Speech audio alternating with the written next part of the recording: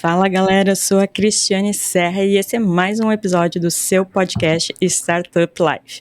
E hoje a gente vai conversar sobre um fenômeno que vem ocorrendo não só com o ecossistema de tecnologia e inovação, mas também com os outros setores da nossa economia que estão querendo adentrar ao ecossistema de tecnologia e inovação, sobretudo no mercado financeiro. Sim, no fim das contas, está todo mundo querendo ser uma fintech. E para conversar sobre isso, a gente recebe hoje a Marília, da Cashway. Marília, seja muito bem-vinda. Oi, bom dia, prazer.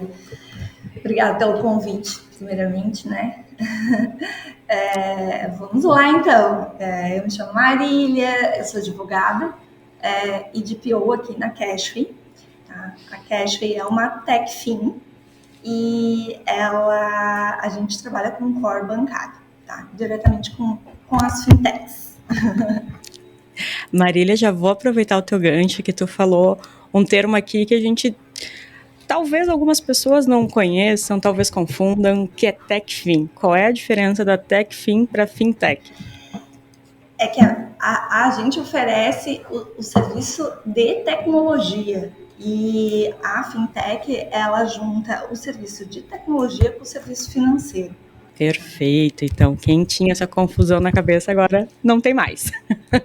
Isso.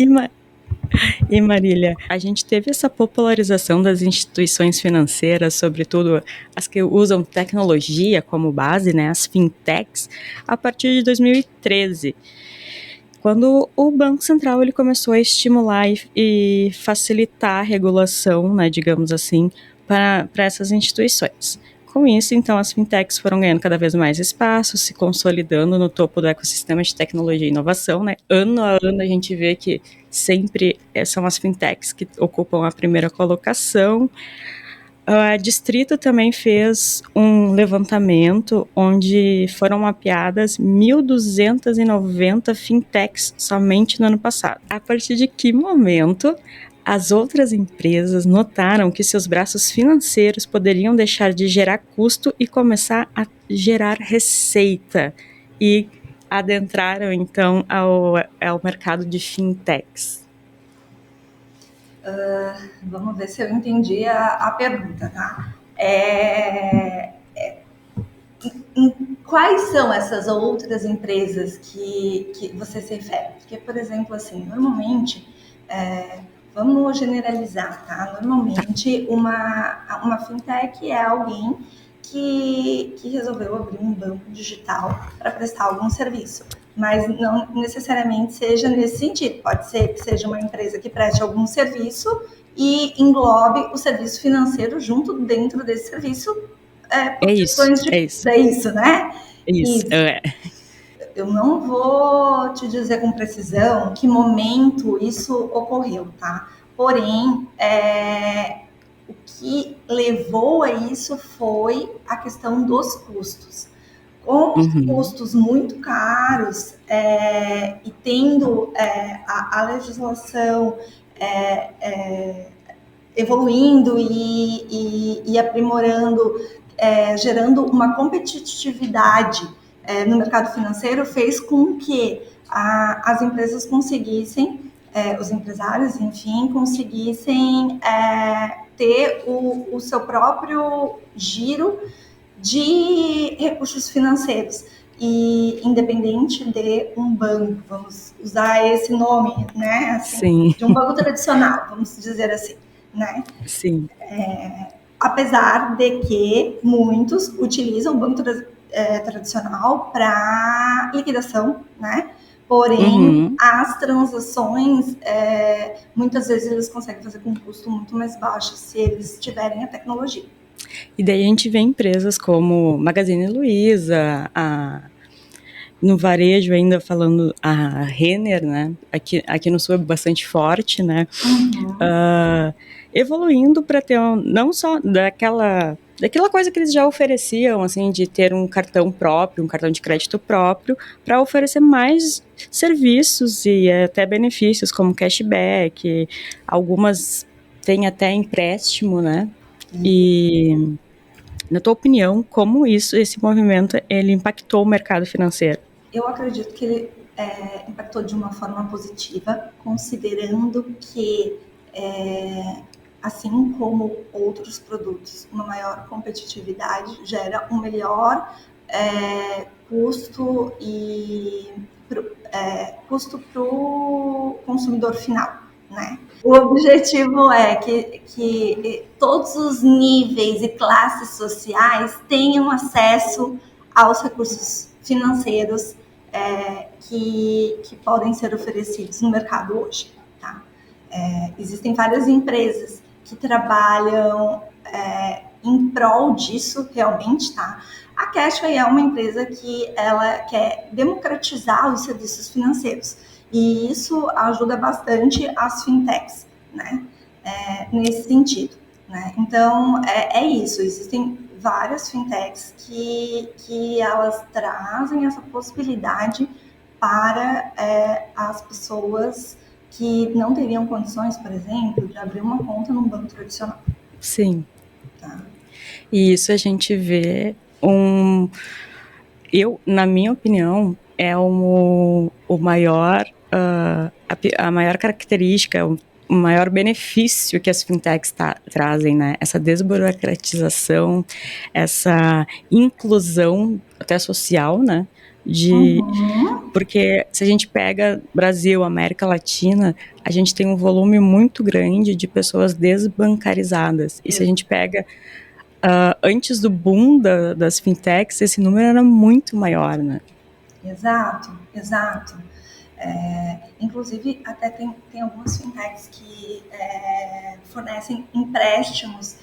Hoje, quando tu mencionas a questão da burocratização, realmente, para pegar um empréstimo, às vezes a pessoa precisa de R$ 500 e ela não consegue, num banco tradicional, na maioria das vezes, fazer esse tipo de empréstimo. E existem muitas fintechs hoje que conseguem isso com 15 cliques, né? Vamos dizer assim, você baixa o aplicativo, faz o cadastro e em 10 minutos você consegue fazer o seu empréstimo de R$ 500, né? E tu falou em empréstimo, eu lembrei que esses dias eu vi a proposta de uma fintech que era oferecer crédito, né? Mais focado no setor pet, no sentido, eu tenho um pet, ele precisa fazer uma cirurgia, alguma coisa assim, eu não tenho dinheiro, então eu vou lá, pego esse empréstimo para... Que legal!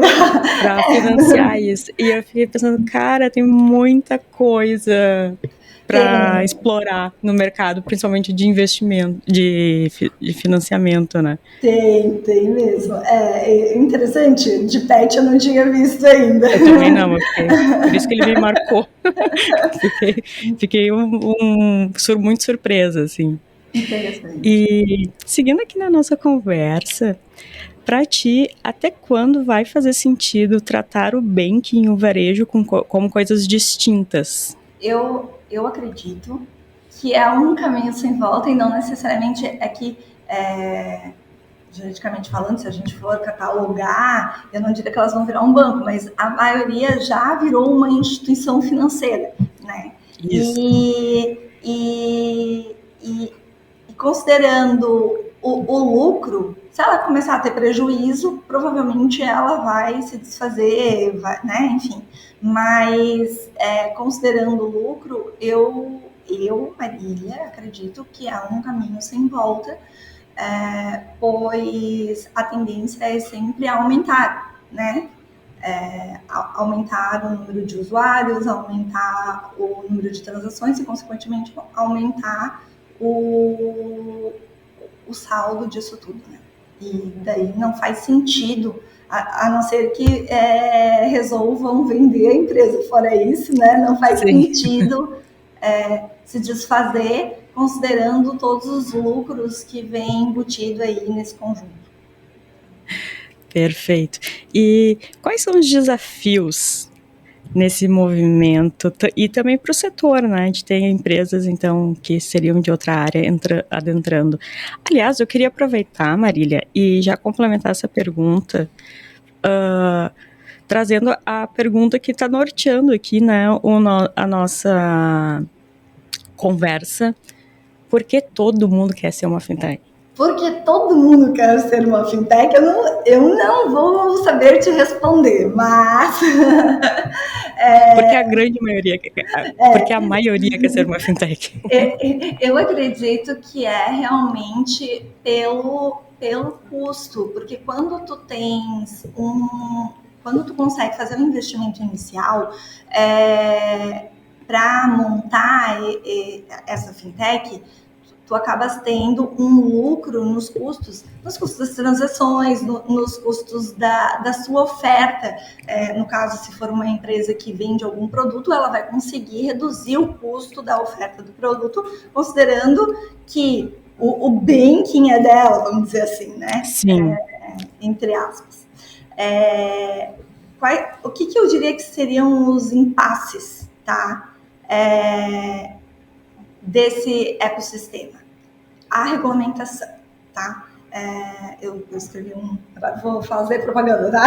Não, tô brincando. Não, eu aproveito então para encaixar também aqui essa pergunta, então, sobre o teu livro, né? Então, pedir para que tu fale um pouquinho dele. Então, o livro é exatamente isso, a tecnologia financeira, que seriam as fintechs, tá? Ele é bem voltado para fintechs, e os impasses na regulamentação, tá? O que acontece? A gente não tem uma legislação própria disso. A gente só tem regulamentações, e as regulamentações do Banco Central, elas mudam muito. Tá? A tendência é democratizar o serviço financeiro. Mas o que eu tenho observado, tá? Que ao longo desses últimos 2 anos, considerando o número de fintechs que abriu, os tipos de serviços que estão sendo fornecidos e a liberdade que foi dada para esse tipo de serviço, fez com que o Banco Central, vou usar assim esses termos, mas né, não seria o mais apropriado, mas o Banco Central olhasse de uma outra forma essa ideia da democratização. Eu acho que foi visto que estão usando de forma talvez inadequada, em alguns casos, a liberdade que foi dada para esse tipo de serviço. E agora o Banco Central está com uma tendência Perdão, deixa eu... Agora, o Banco Central, a gente vê que a tendência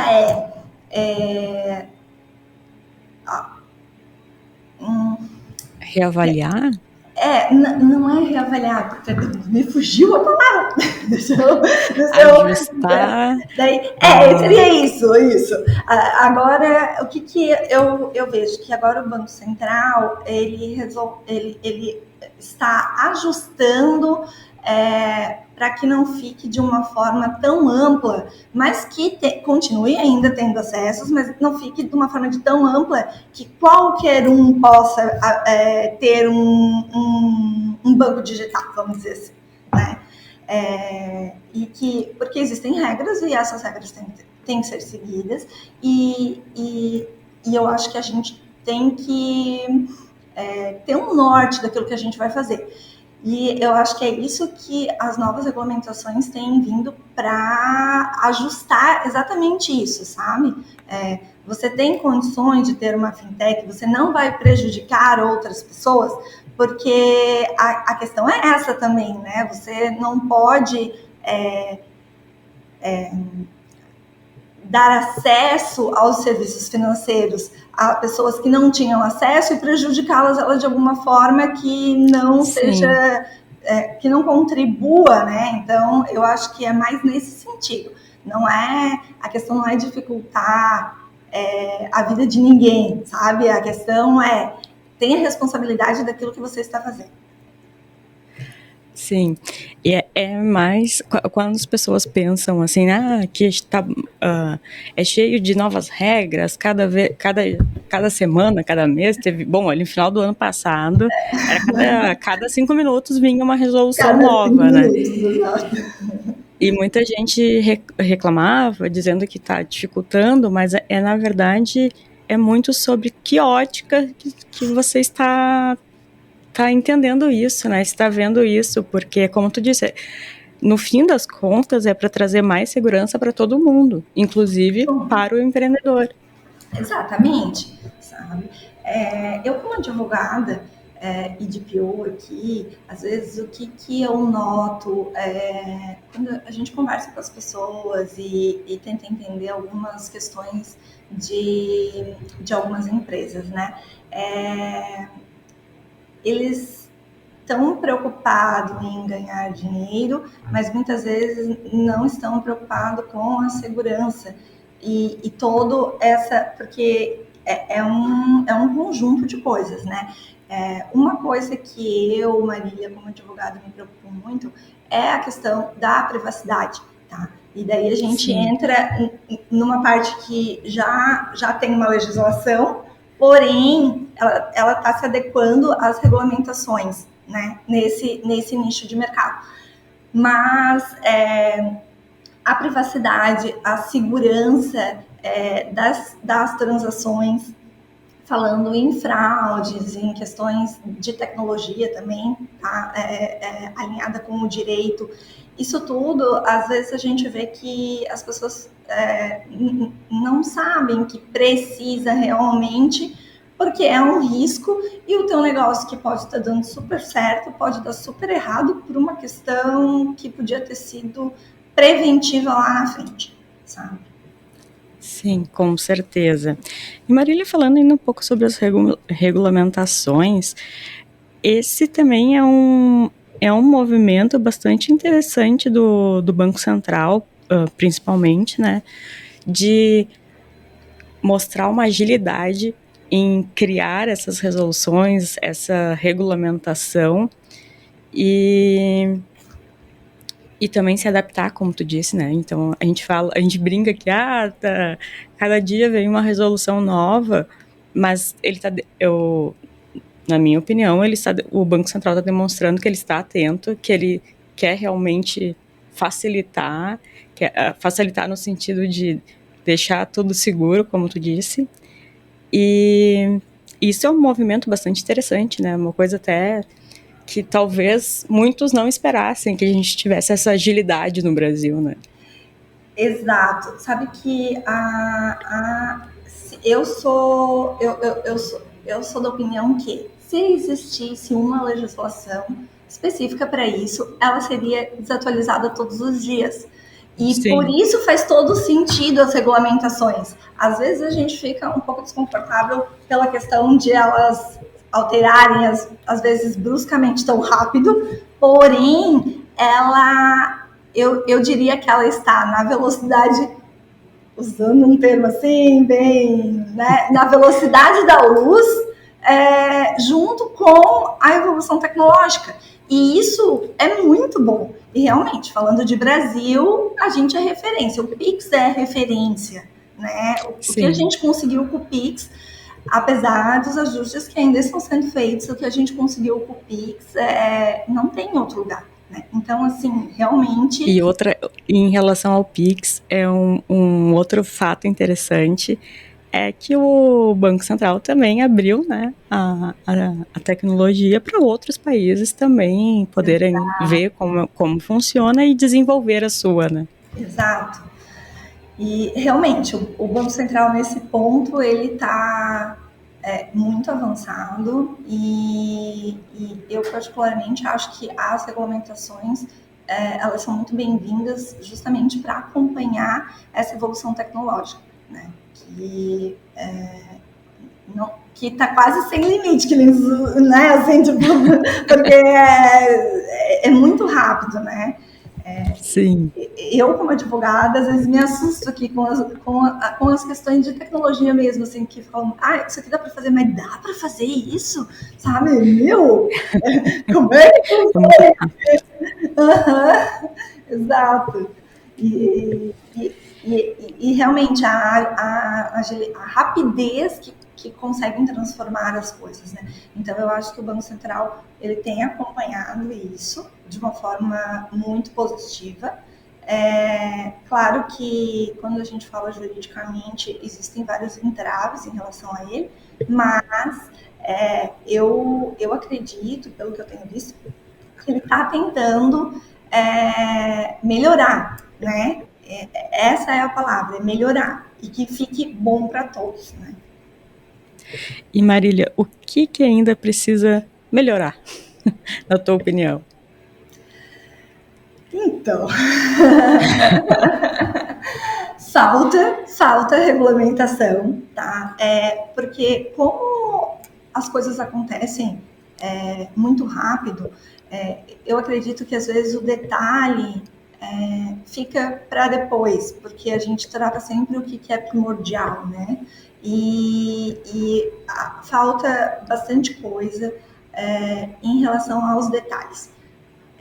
Que na prática a gente consegue ver essa falta. Quando a gente não trabalha na prática, talvez isso nem falte para alguns advogados ou para alguns empresários, né? Mas quando tu tá a fundo, né, todo dia, né, em cima daquilo, das evoluções tecnológicas e vamos entrar numa questão aqui que o brasileiro é muito criativo em relação a fraudes e é uma coisa louca, assim, como são criativos. Então, essa evolução, eu acho que ainda existe bastante impasses na regulamentação, mas talvez seja por falta de olha, o Banco Central tá aqui, ó, tá acontecendo isso direto, vocês podem olhar para isso, sabe? Talvez eu acho que falte também da parte do outro lado trazer um pouco disso também, sabe? Não esperar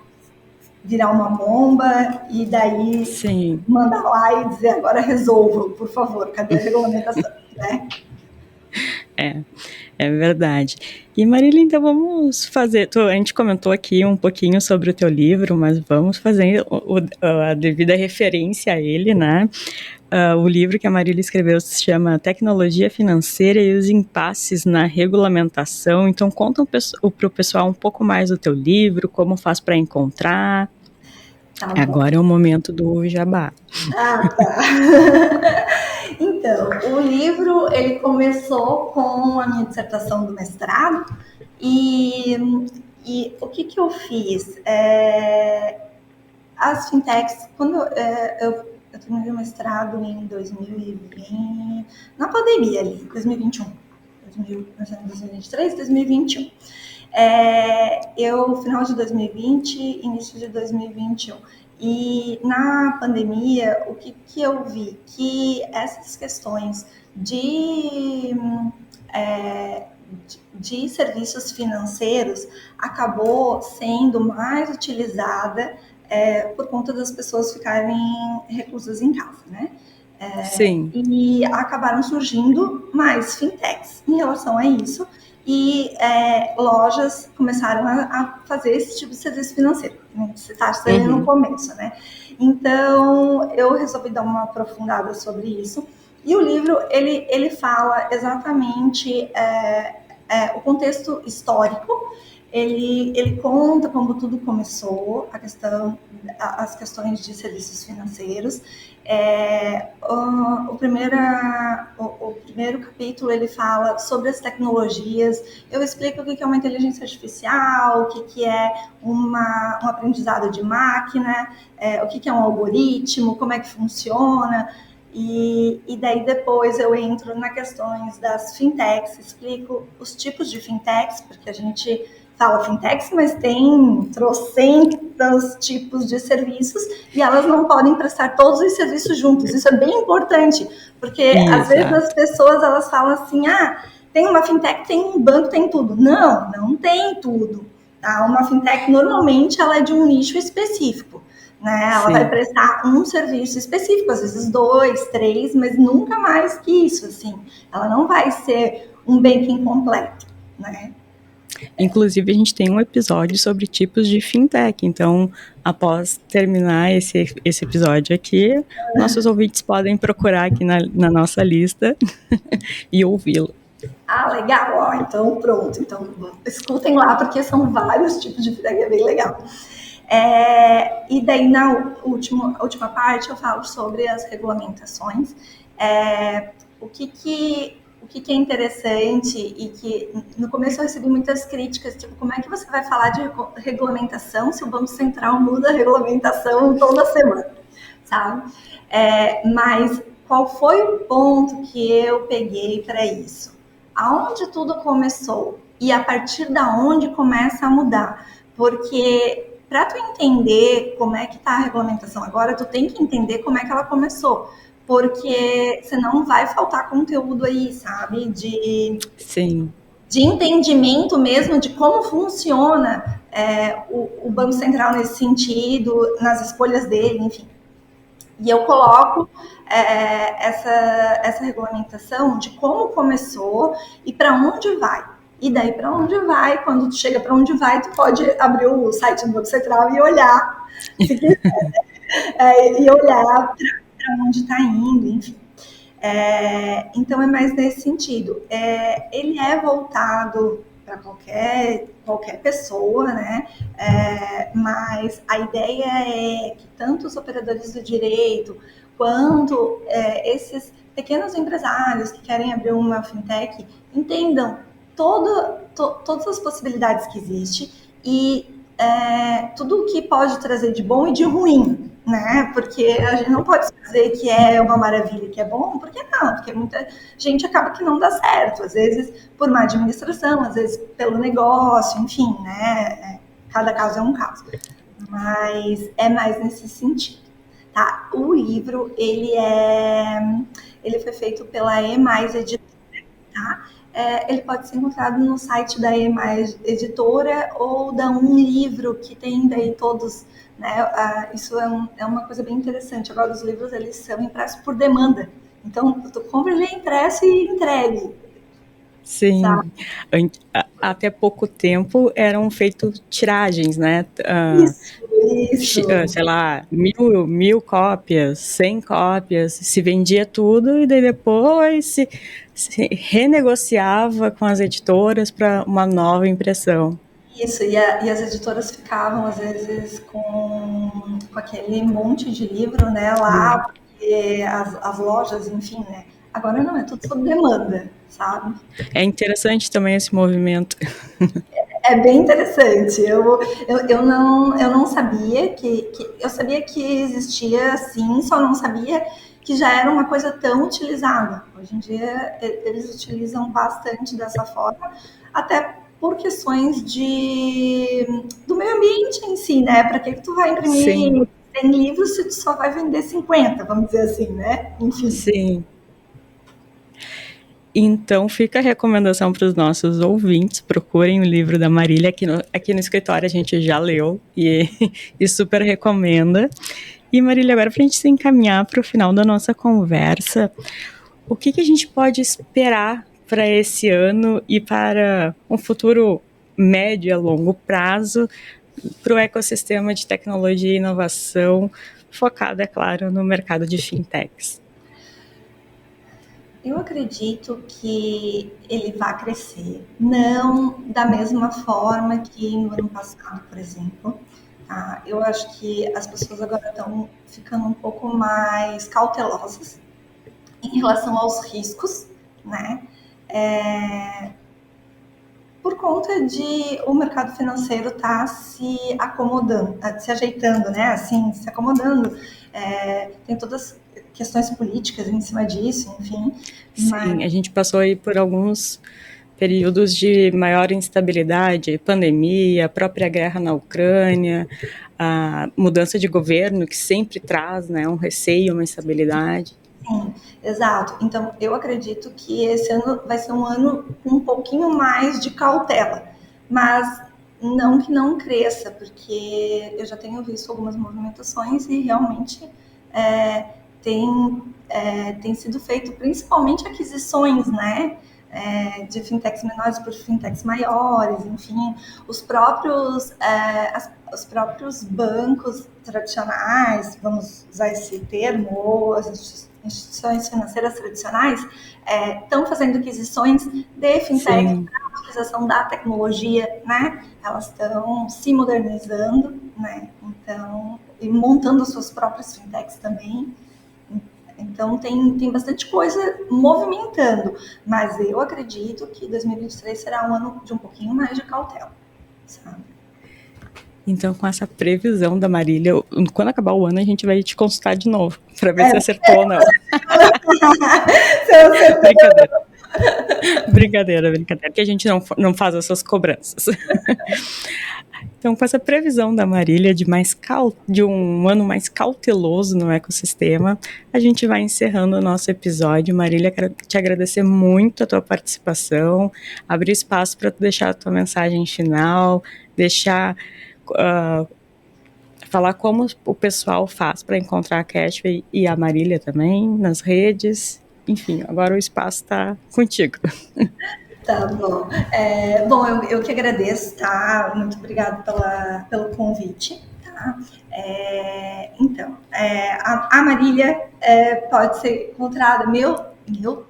Eu vou ser obrigada a olhar aqui, porque eu não sei o meu Instagram de cor. Eu tenho uns problemas com o nome. É Marília R. Vieira, tá? O meu Instagram, se alguém quiser. Eu publico um monte de besteira, mas eu publico bastante coisa sobre as resoluções e sobre o que está acontecendo ali em relação ao mercado financeiro. Algumas coisas eu publico também, que eu acho interessante.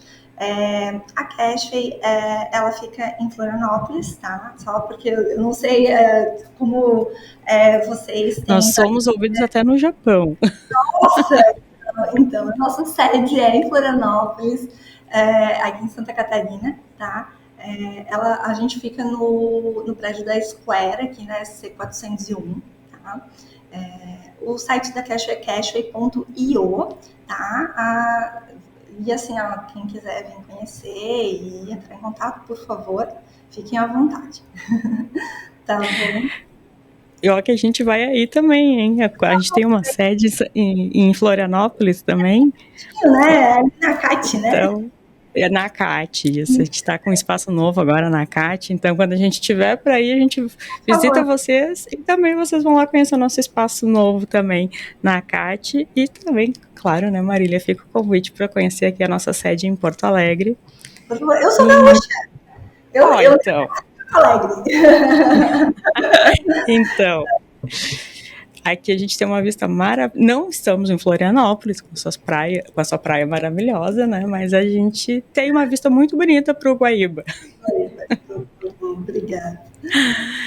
E aos nossos ouvintes, muito obrigada por mais uma companhia nesse episódio e até o próximo.